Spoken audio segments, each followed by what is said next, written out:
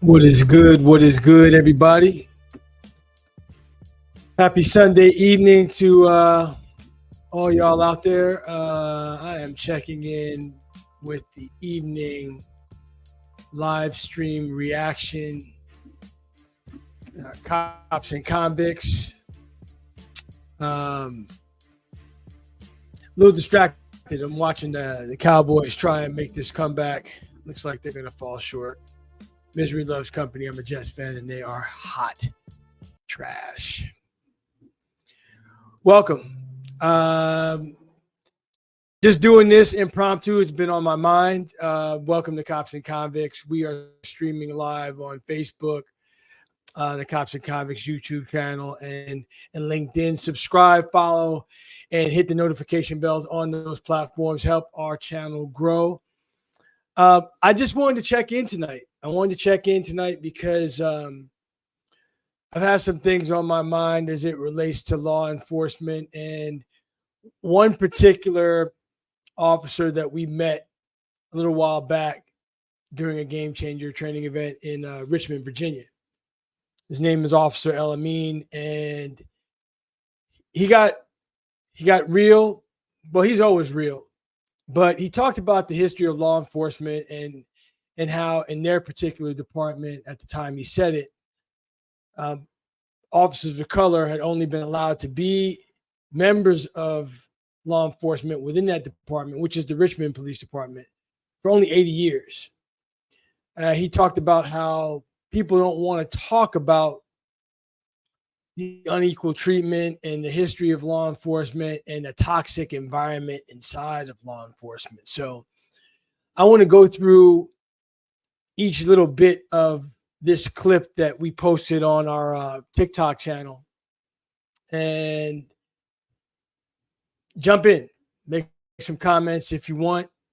We're going to be taking this live stream, chopping it up and putting it on to various platforms. So let's check in with Officer Elamine and let me know what you think.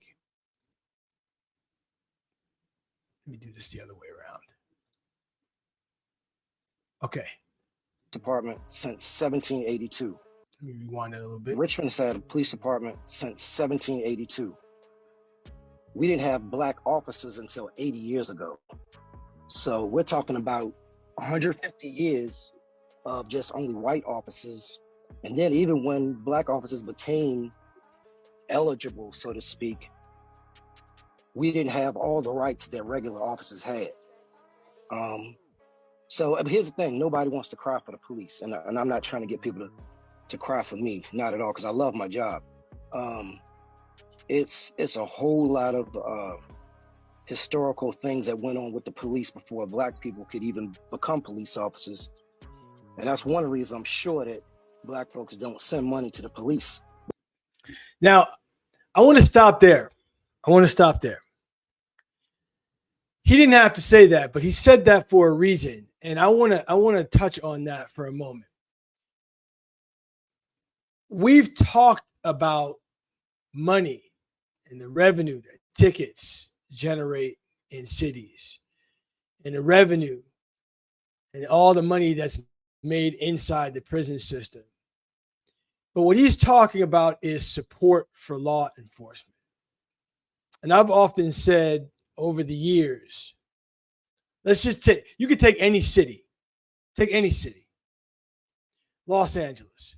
And if you put a giant map of the entire city up on your wall with all the different neighborhoods, and you put red push pins into all the homes of residents that donate to law enforcement, whether they contribute to the police foundation or they donate in any way. If you put red push pins in all of those homes, a picture will develop right in front of your eyes. You'll see that all those red push pins are in neighborhoods that are largely white. And they have no problems with law enforcement. They love the police. They support the police. They donate money to police.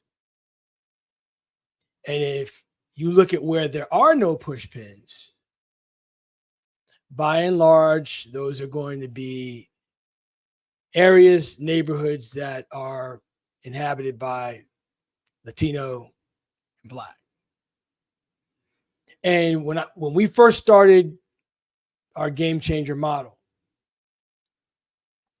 one of my current advisory board members is a former federal law enforcement chief, and he also was a chief in Colorado for a small town. He told me that people get the type of policing that they pay for. And I didn't know what he meant by that. And what he was saying to me is people who contribute to law enforcement and, they support sheriff's campaign, sheriffs run for office. They donate to the Police Athletic League. They donate to various law enforcement foundations. That money gives you a say. It gives you access. It gives you influence, especially in wealthy neighborhoods. The police officers here in Los Angeles talk about how different, I should say, the Beverly Hills Police Department is. So El Amin is saying, he's talking about one of the reasons why Black families do not donate to law enforcement. It's because of the history that Black people have had with law enforcement, not being allowed to be in law enforcement for so long, and then how they've been treated by law enforcement. So I want to point that out to you. Let's get back to the rest of what he was saying. Because of the way their parents were treated or their grandparents. Because 80 years is not a long time, not for real. When you're talking about 200 some years of straight racism, where you're Black, you can't even work here. So I know that's part of that, but I just wanted to touch on that. Elamina, I want to keep you on for a second. It's not just Black, it was brown, and it was female too. Yep, absolutely. Absolutely, you're right. So when you say that, Black officers, female officers, officers of color, when they were able to become members of law enforcement, didn't have the same rights as the white officers, can you please elaborate on what you mean by that? Yeah, like you're not going to be driving a car. You'll just be walking. You can't arrest a white person. I mean, this is how it started. And then women came after that. And they wouldn't allow women to do certain jobs. So then you got to get through that. And I don't even know when that stopped, but trust and believe, racism still exists within the police department.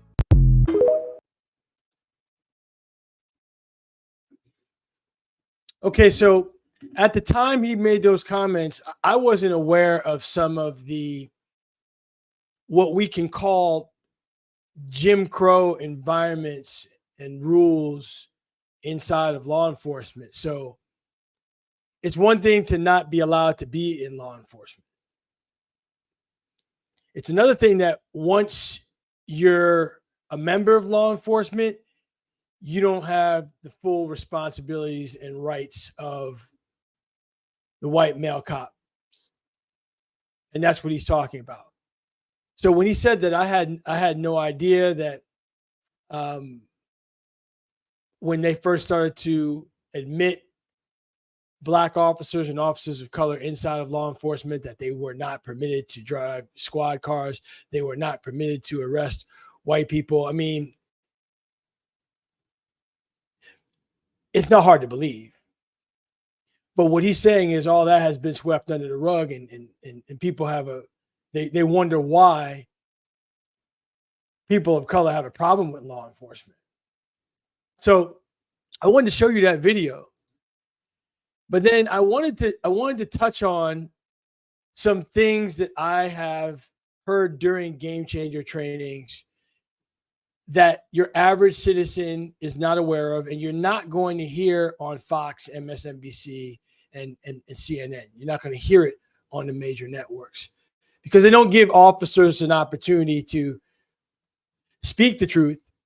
And Game Changer provides officers with a platform to speak their mind. They know the cameras are rolling. Obviously, he's looking into the camera. That was done via Zoom.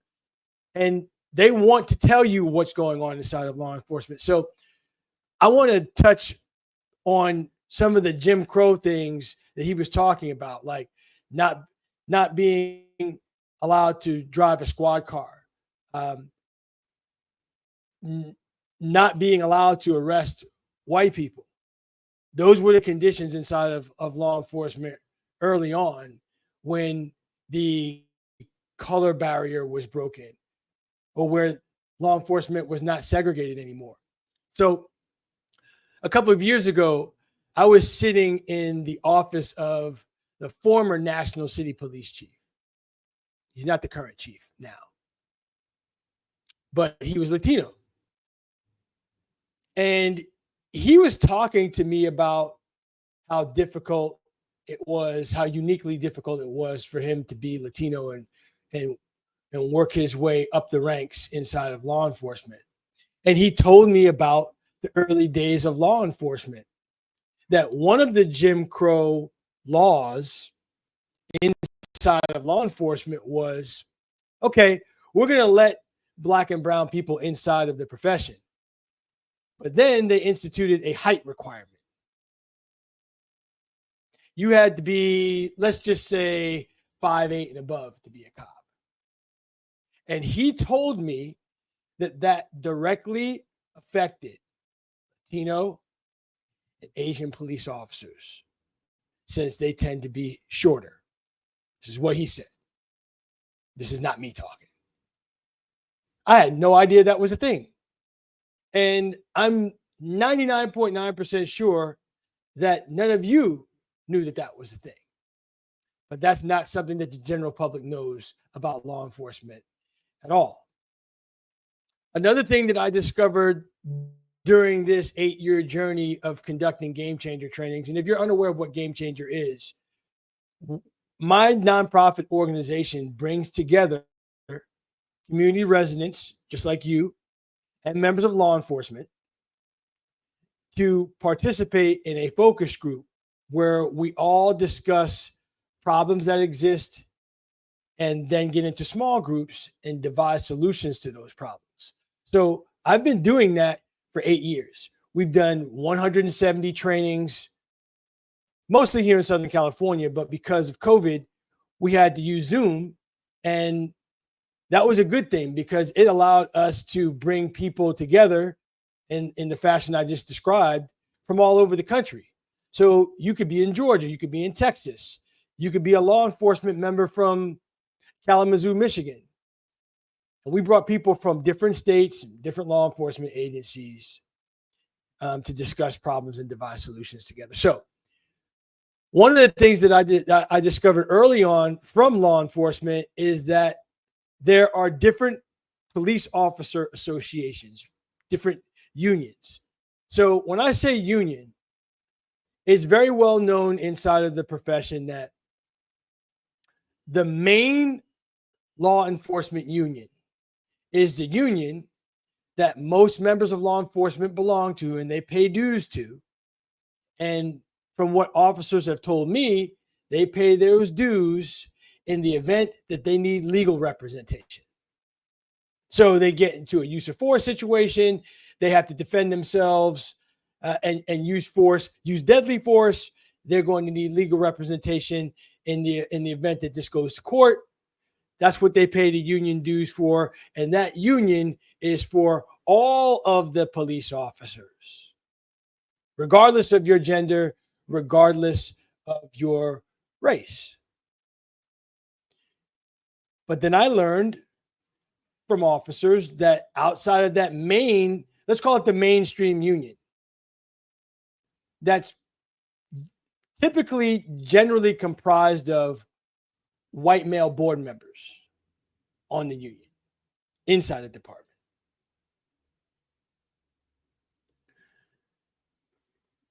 They have police officer association groups that are separated demographically. So you have a female police officer association. You have a Black officer association. You have a Latino officer association. You have an Asian officer association. You have a Pacific Islander office association. I'm not aware of an LGBTQ officer association. I guess that one exists, but I've not heard that. And when I heard that, I was shocked. And I asked a friend of mine who's still currently working with the San Diego Police Department. I asked him, what's that about? And he said, each demographic group that has its own officer association exists because of the unique issues that they experience being a member of law enforcement and also being female, Latino, Asian, Black. It's kind of like a support group.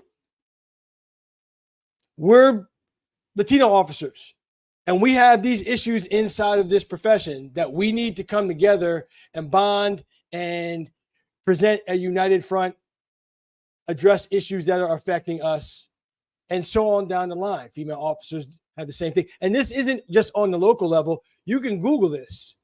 There is a Black Police Officers Association on the national level. Same with Latino, same with female, same with Asian on the national level. So it's a trip because the truth of the matter is there's segregation inside of law enforcement from a demographic standpoint. Now, the white male officers, they're just part of the Police Officers Association. The mainstream one, the normal one, the one that people donate to. That's the Police Officer Association that John and Jane taxpayer donate to.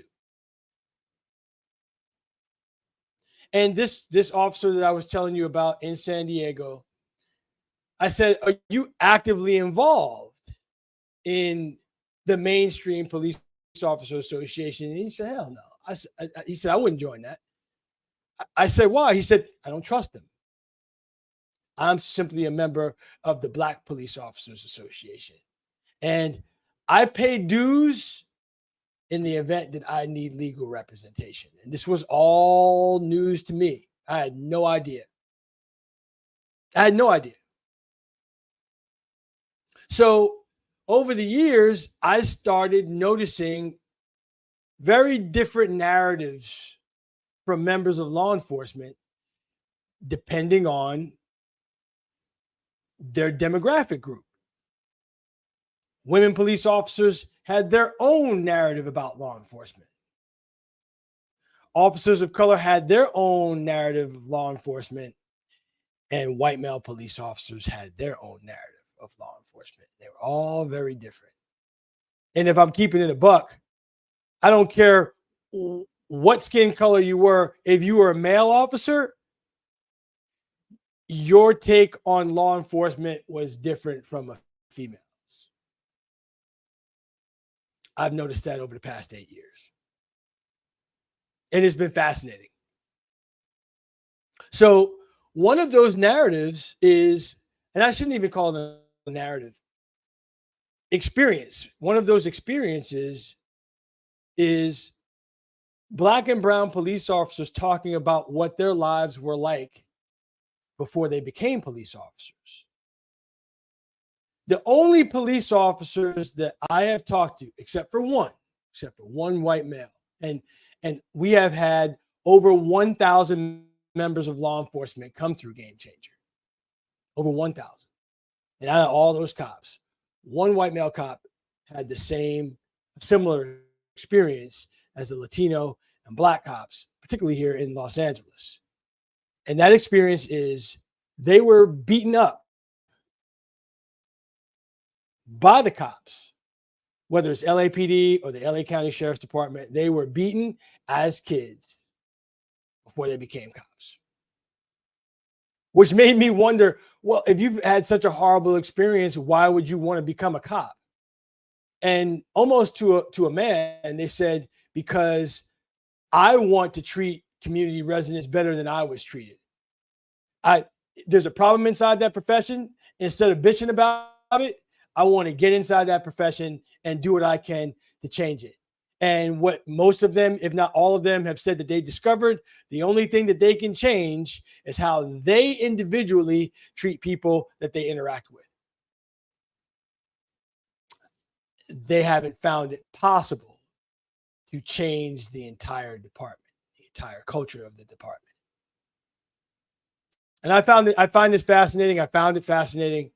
I also can share with you that Black and brown police officers talk about being profiled when they were young, before they became cops, but also being profiled now while they are cops in plain clothes. So when they're out of uniform, just being the Black or Latino guy that they are driving around their car, they get pulled over. They get pulled over, and it's BS, and it is racial profiling. Yes, I'm telling you that Black and brown cops who are currently employed in their respective agencies talk about racial profiling being a thing inside of the profession because they have experienced it. I'll give you an example of one Latino cop in San Diego. He was driving his car, and there was a curve in the road. There was a curve in the road. There wasn't an opportunity to make a right or a left. And a cop pulls him over from his own department. And when he gets to the car, he says to the cop that pulled him over, so this is a Latino cop and a white cop that pulled him over, what did you pull me over for? And he said, failure to signal. He said, failure to signal for what? There was no opportunity to make a left or a right turn. There was a curve in the road. And so this cop that pulled him over was adamant that you failed to signal, and he was starting to get an attitude. And luckily for him, he was a cop. He let it be known that he was a cop.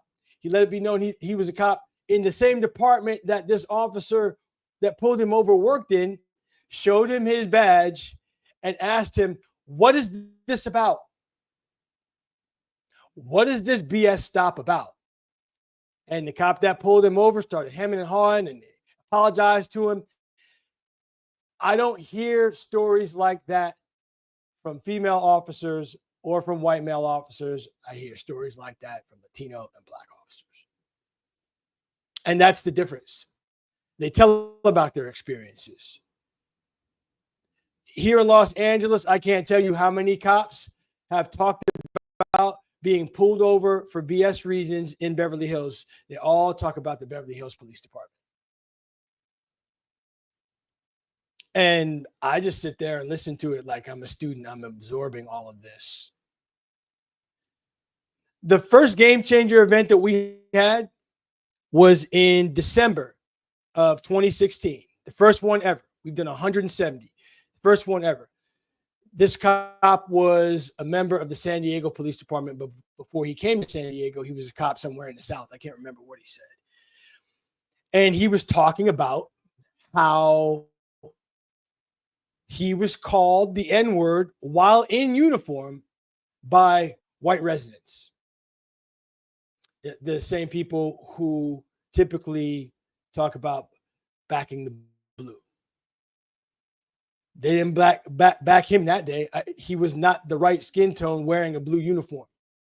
And for that to be my first game changer experience, to hear a Black cop talk about being called the N-word by people that he has sworn to serve and protect, I wasn't prepared for that right out the gate. But he shared that experience. And I have it on camera. I'll dig it up and I'll post it on our TikTok channel. Our TikTok channel is The Original Game Changer, all one word, The Original Game Changer. So I want to share that for you.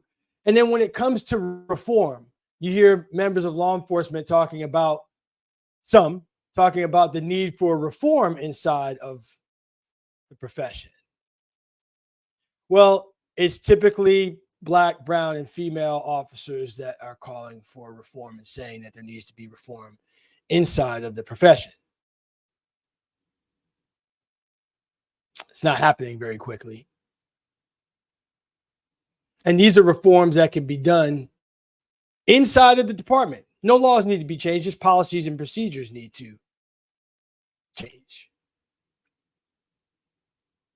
There was a police officer I met in Columbus, Ohio, and she told me, for example, here's a policy that probably needs to change,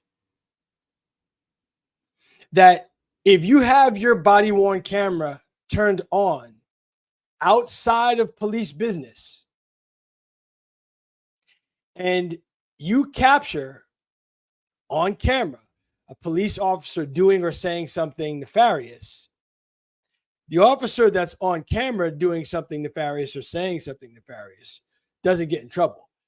You get in trouble for having your body cam on at a time that's not related to official police work. You can't make this up. I didn't believe it, and she assured me that that was the case. I don't know if that's the case now, because she told me this back in 2018, but I was shocked to hear that. And I want to end the stream on this. I feel, based on what I've heard and I've seen over the past 8 years, that if there's any reform effort that's going to take place inside of the profession, that female officers should lead that charge. I say that for a couple of reasons. Female officers generally tend to use their minds and their mouths before ever resorting to any type of use of force, as opposed to men. They're not, generally speaking, as physically imposing as male police officers are. So, like officers say, I'd rather talk you into handcuffs than force you into handcuffs if handcuffs are warranted. Female officers use this and this and this, their mind, their mouths, and their hearts, before they grab anything on their tactical utility belt, before they grab that taser, before they grab that gun. They're going to use their minds, their hearts, and their mouths. And this is evidenced by feedback that we've received from juvenile probationers, juveniles that have been on probation, are on probation, and have been arrested and have spent time in juvenile hall. They have told us that they prefer to be arrested by female officers. And I wondered why. And I have posed this question to other officers over the years after discovering this. And I've quizzed them. I've said, why do you think that the kids would rather be arrested by female officers? And the officers will say, oh, they're more motherly, or they're more gentle, they're more understanding. And none of those answers were what the juveniles said. They said they preferred to be arrested by female officers because female officers will listen to them and hear them out. They will let them express themselves as they're being put into handcuffs in the back of a squad car and then taken downtown for booking. It makes all the difference in the world to them what their arrest experience is like. Rather than to be told, shut the F up and thrown into the back of a squad car, female officers will listen as they're putting you in handcuffs, hear you out, have a conversation with you, perhaps while they're driving you downtown to be booked. And that's a better experience than being manhandled and ignored. People want to be heard. And I say all of this, I share all of this with you because I'm waiting for a revolution inside of law enforcement. So many officers talk to us about what needs to change, but I don't see them collectively coming together to demand the change. Does everybody remember right after George Floyd was murdered? Yes, he was murdered. I'm going to put that out there. And we can have a conversation about George Floyd. We can do that some other day. But after George Floyd was murdered, you had NBA players sitting out basketball games in protest. Like they were going on strike, so to speak. Now, when's the last time you've ever seen people from a whole different profession boycotting on behalf of another profession? Why aren't police officers boycotting inside their own profession? I asked that question. I meet a lot of good cops. And yet they haven't done that. So you got LeBron James and guys who dribble a ball for a living boycotting police treatment of citizens. If members of law enforcement feel so strongly about the need for reform, why aren't you boycotting? Where are the freedom riders inside of your own profession? Where's the Martin Luther King inside of law enforcement? Where are the collective groups of freedom riders inside of law enforcement that are coming together and demanding change? I don't see them. And you don't either. We see lone wolves, and this is generally kept quiet. This doesn't really make the news. But typically anybody who goes against their department, it doesn't tend to end well for them on an individual level. And when other officers see that, they're like, you know what? I need this paycheck. I need these benefits. I'm going to keep my head down. I'm going to treat people as well as I can. I'm not going to be a sacrificial lamb. But they say there's safety in numbers. And for 8 years, I keep hearing there are way more good officers than there are bad officers. Can't tell you how many times I've heard cops say, no one hates a bad cop more than a good cop. I believe you.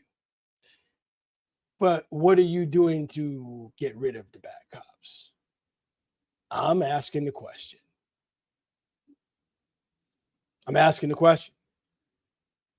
So these are things that I wanted to talk to you about based on El Amin's video. I don't know how you feel about it, but please comment. I'll ask you again to hit that notification bell, subscribe to our platforms. We'd love to hear what you have to say about this particular live stream. And like I said, I'm going to be chopping this up, making clips of it. I hope you enjoyed this impromptu session of Cops and Convicts, this Sunday night live stream with yours truly, Sean Shepard. I'll get at you next time. Oh, before I go, I'm going to be interviewing 2 former inmates. One's name is Anthony Logan. The other's name is Vance Harris. That will be at 6 p.m.